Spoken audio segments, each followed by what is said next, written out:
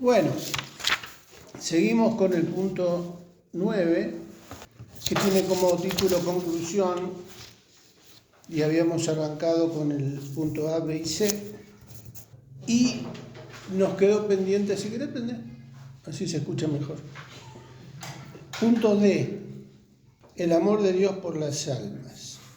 Pero antes del punto D, lo que nos quedó en realidad pendiente fue el punto 3 del punto C. ¿Se acuerdan que terminamos con el ni fideísmo ni intelectualismo? Y nos quedó el punto 3, que tiene como título demostración del Espíritu y de poder.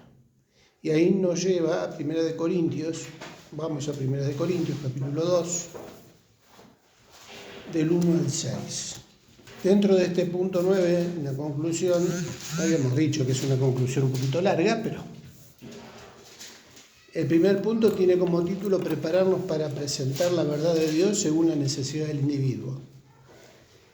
El punto B, que comprueben por sí mismos la veracidad del Evangelio. ¿Se acuerdan que habíamos visto la historia de Natanael? Y el punto C, cómo damos razón de nuestra esperanza. El peso del testimonio personal, evidencias irrefutables de vidas cambiadas, ni fideísmo ni intelectualismo. No debemos reducir la fe a una simple creencia supersticiosa, ni esperar dominar todos los argumentos filosóficos y científicos para recién compartir nuestra esperanza. Y hasta ahí habíamos llegado, por eso decíamos, demostración del Espíritu y de poder es el punto 3, que está en 1 de Corintios 2, 1 al 6. ¿Ya lo tienen? Así que, hermanos, cuando fui a vosotros para anunciaros el testimonio de Dios, no fui con excelencia de palabras o de sabiduría, pues me propuse no saber entre vosotros cosa alguna, sino a Jesucristo y a este crucificado.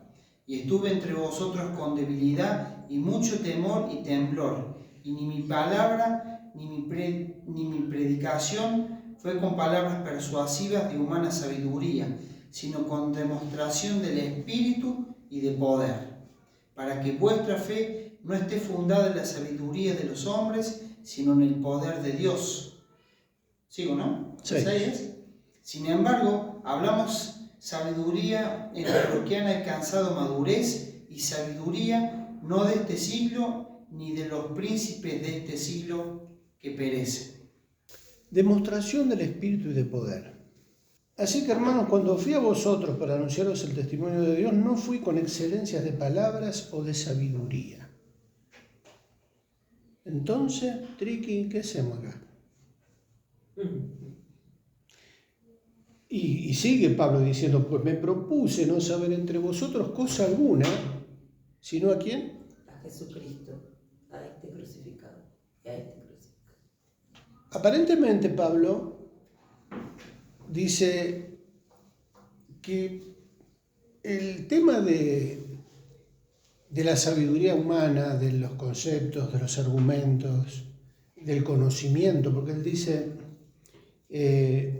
me propuse no saber. Nosotros acá, ¿a qué venimos?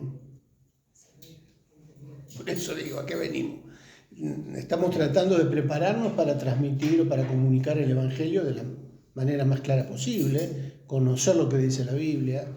Pero Pablo es como que está tirando por la borda todo lo que sabía, que daba por que era claro. todo. Ahora Pablo está diciendo, no se preocupen por ignorar, o sea, por saber, si no ignoren. No. Porque aparte él sabía mucho, él tenía mucho conocimiento. Porque por otro lado, Pablo anima al conocimiento. Ora para que la iglesia conozca a Cristo, espíritu de sabiduría y de revelación en el conocimiento de Él. Entonces, ¿qué? ¿Se está contradiciendo Pablo con estas palabras? Claro, aparentemente es como que no se preocupen, no se preocupen en saber o conocer nada. Es como que nos hace tambalear. Entonces, ¿para qué nos preparamos o para qué estudiamos? Pues me propuse no saber entre vosotros cosa alguna, sino a Jesucristo y a este crucificado.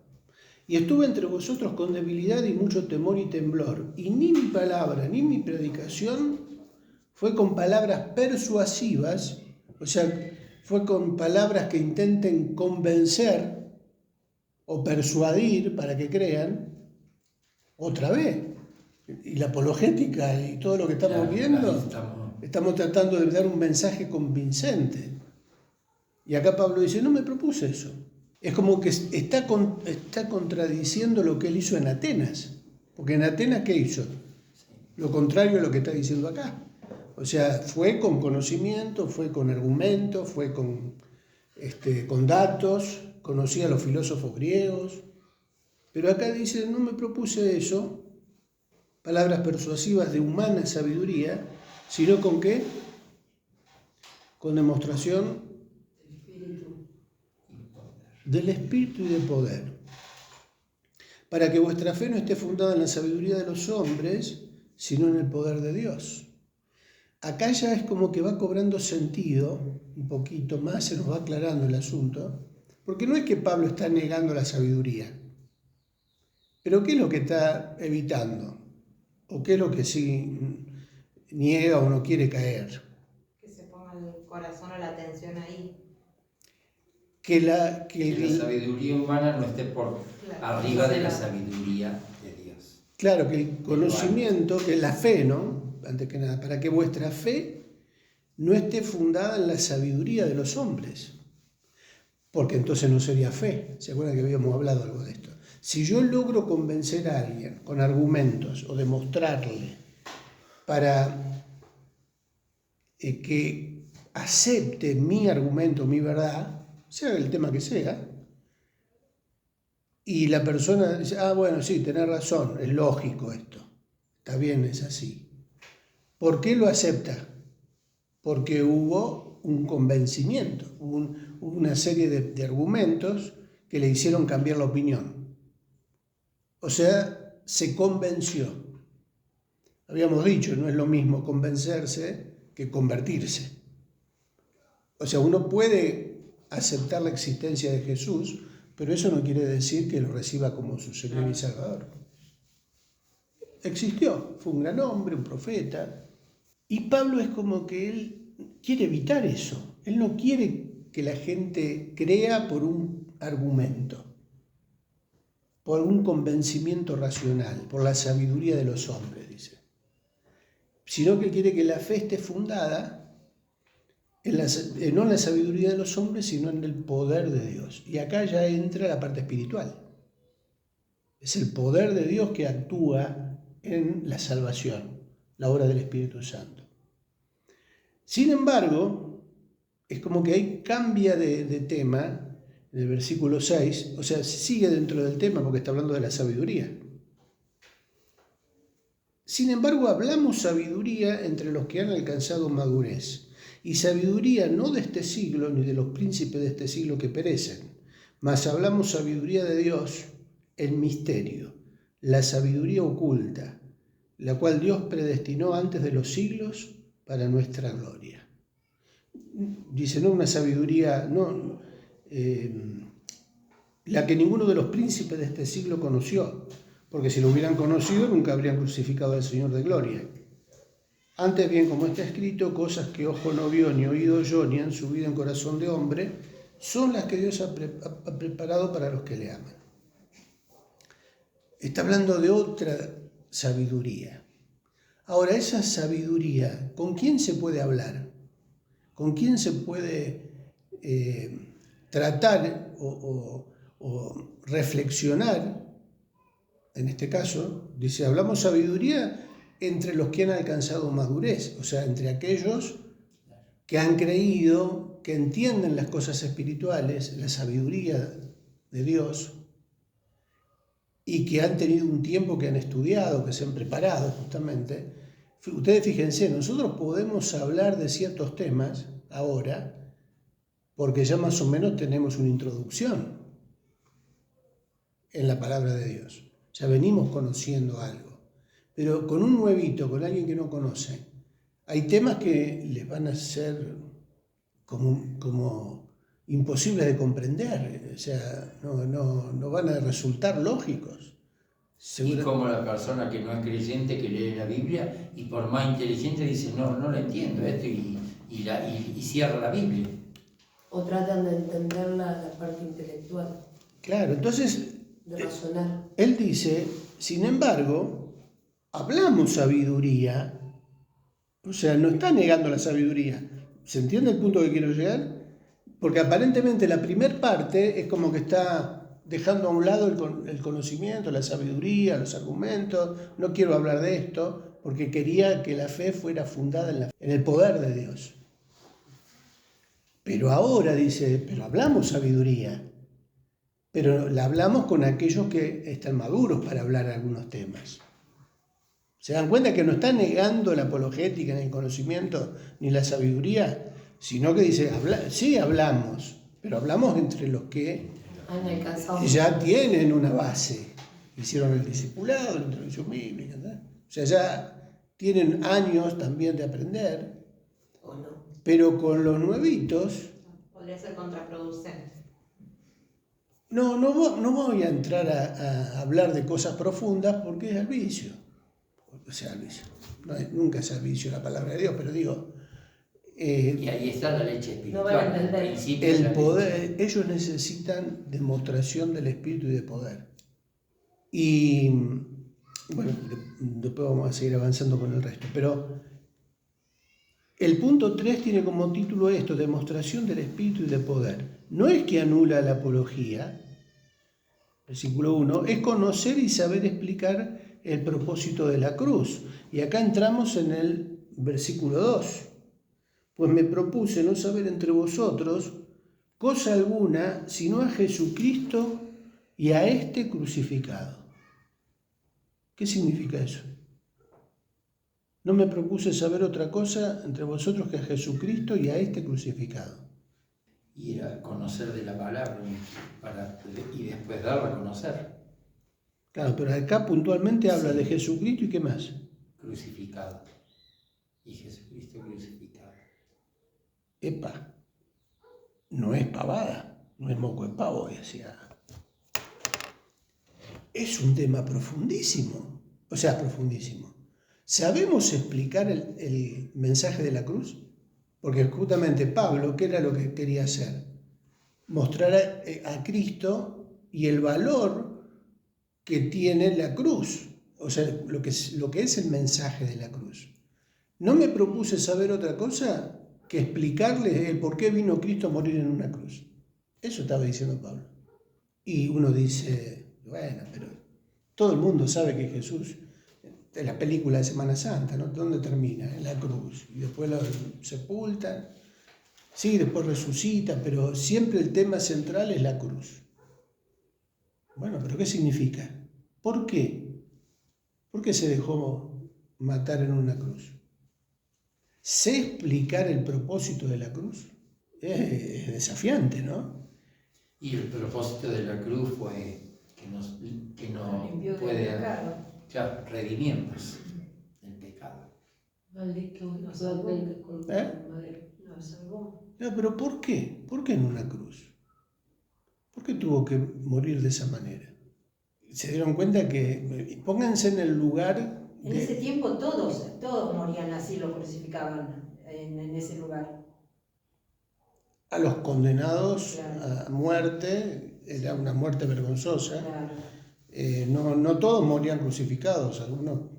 Era una muerte humillante, era la peor de las muertes. Había otros tipos de muertes también, ¿no? Te podían cortar la Pero podría cabeza. haber elegido cualquier otra cosa, decir es Dios, pero no. Claro, entonces uno tiene que justamente aprender a explicar el plan de salvación. ¿Por qué Dios envió a su Hijo? ¿Cuál fue la razón? ¿No había otra manera de alcanzar la redención? Entonces, claro, esto nos obliga a prepararnos para explicar el mensaje de la cruz. ¿Por qué tenía que ser un cordero sin mancha? He aquí el cordero de Dios que quita el pecado del mundo. El cordero todo el mundo conoce esa frase, ¿no? Porque siempre se repite en Semana Santa, cuando se habla de lo que decía Juan el Bautista, ¿no? Ahora también, ¿sé explicar esa frase? ¿Por qué el cordero de Dios que quita el pecado del mundo? Sí, la conocemos. ¿Y por qué un cordero? Entonces me obliga a conocer todo lo que significaba para el pueblo judío la ley de Moisés, la ley de los sacrificios, cómo tenía que ser el animal que iba a ser sacrificado para perdonar pecados. Me lleva a Egipto, la sangre del cordero pintada en el lintel de las puertas para que la muerte no entrara. O sea, hay un montón de enseñanza que me lleva a la cruz. Y Jesús era el cordero y su sangre era importante que se derramara porque era el pago por mis pecados. O sea, y es todo un argumento largo, no es hacer la oración así, repetí esto y te vas a salvar. Porque la fe que justamente Pablo ahí dice, para que vuestra fe no esté fundada en la sabiduría de los hombres, sino en el poder de Dios.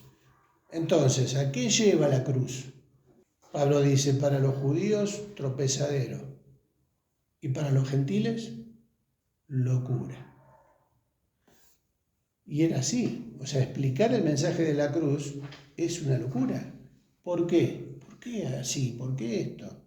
Porque justamente el propósito de la cruz era redimir, perdonar mis pecados, si yo acepto por fe ese sacrificio como válido para ser perdonado, para ser limpiado. Y para llegar a ese punto, ¿qué necesito? Fe. Porque sin fe no hay forma de entenderlo. Tengo que aceptarlo creyendo que, bueno, Dios lo dispuso así. ¿Ese fue el pago por mi pecado? Bueno, Señor, yo lo acepto. Creo que eso es suficiente. No tengo que hacer nada más. O sea, la suficiencia de la cruz y de la sangre de Cristo. O sea, bueno, ahora lo estamos planteando así, abuelo de pájaro, pero para llegar a estas conclusiones tenemos que conocer la historia bíblica. Entonces quiere decir que tengo que estudiar. O sea, quiere decir que entonces necesito explicar la cruz. No es solamente mirarla o persignarme, hacer la señal de la cruz y ya estoy cubierto. No, hay toda una historia detrás de la cruz. Es apasionante. Y yo me doy cuenta que a veces me cuesta explicarlo. Me cuesta explicárselo a creyentes. O sea, y nosotros nos damos cuenta que a la hora de decirle a alguien nuevito por qué Jesús murió en la cruz, nos cuesta encontrar las palabras para que lo acepte como algo que Dios preparó para nuestra salvación. Entonces ahí es donde Pablo dice, la verdad, reconozco, digo yo, no que Pablo habrá pensado eso, por eso escribió esto que escribió. No me voy a preocupar por los argumentos de sabiduría, la profundidad teológica, los conceptos. No, Cristo a este crucificado y que acepten por fe que ese sacrificio es válido, suficiente. Jesús pagó con su sangre por mi salvación, porque no hay otra manera. ¿Aceptás eso? ¿Aceptás que Jesús, al derramar su sangre, impidió que la muerte pasara en la historia de los judíos, ¿no? Nos libra de la muerte. Y no tengo que hacer otra cosa. No, tenés que creer que eso es suficiente. No tenés que pagar, ni hacer promesa, ni sacrificio, ni agregar obras. Eso es lo primero, es lo más importante. Después lo otro viene como consecuencia de eso. Por eso el otro día cuando vos decías de la pre-evangelización y la evangelización, claro, a mí me quedaba ese sabor amargo de que no había alcanzado la evangelización, más allá de que sí le han hablado, ahí lo siento con la vida, creo 2 veces, me dijo, o sea que algo escuchó. Bueno, yo calculo que si viene con la mujer, ponele, los argumentos, hay personas que ya tienen la cabeza bloqueada, una venda que les cuesta aceptar los argumentos que se les pueda dar, pero si hay un milagro, sí, orar por la mujer y que la mujer se sane, o que él se sane. o no sé, ¿qué enfermedad tiene? Él le dio un paro cardíaco. Es cierto, bueno, ponele.